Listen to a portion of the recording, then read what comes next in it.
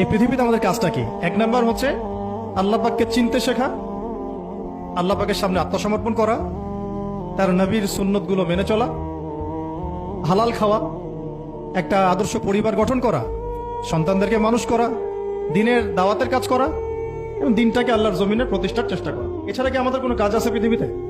বাকি যে কাজগুলো সেগুলো আনুষঙ্গিক এবং সেগুলো ইবাদত হিসেবে গণ্য হবে যদি আল্লাহর জন্য হয় এবং রাসূলের তরিকায় হয়। যেমন কেউ যদি ঘুমায়, ঘুমানোর কাজটাও তো ইবাদত যদি সেটা রাসূলের তরিকা মোতাবেক হয়। সিম্পল। খাওয়া দাওয়া করা আমরা আমাদের চাহিদায় খাই, কিন্তু এটাও ইবাদত হিসেবে গণ্য হবে যদি খাওয়ার সুন্নাতটা আমরা ঠিক মতো আদায় করতে পারি। তাহলে প্রতিটা কাজই সুন্নাত এবং ইবাদত হবে যদি আমরা সেটা তরিকা ঠিক রাখি। মূল কাজগুলো কি? মূল কাজগুলো হচ্ছে যে, আবার বলতেছি, মূল কাজগুলো হচ্ছে এক, এই পৃথিবীতে আল্লাহকে চেনা, আল্লাহকে চিনতে শেখা। দুই, আল্লাহ রাব্বুল আলামিনের সামনে শর্তহীন আত্মসমর্পণ, শর্ত সাপেক্ষে না, একদম নিঃশর্ত আত্মসমর্পণ। তিন, আল্লাহ পাকের সমস্ত হুকুম আহকামগুলো মেনে চলা। চার, রাসূলুল্লাহ সাল্লাল্লাহু আলাইহি ওয়াসাল্লামের আদর্শ প্রত্যেকটা কাজে বাস্তবায়ন করা, সুন্নতের উপর থাকা। পাঁচ, হালাল খাওয়া। ছয়, আদর্শ পরিবার গড়ে তোলা।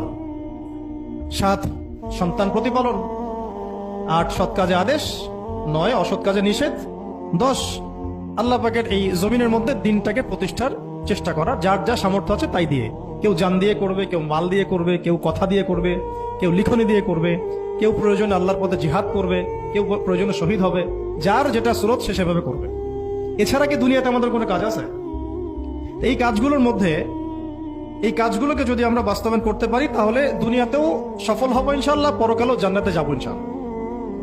এই তো, এই কাজগুলো যদি আমরা বাস্তবায়ন করতে পারি দুনিয়াতেও সফল হবো ইনশাআল্লাহ এবং পরকালেও জান্নাতে যাবো ইনশাআল্লাহ।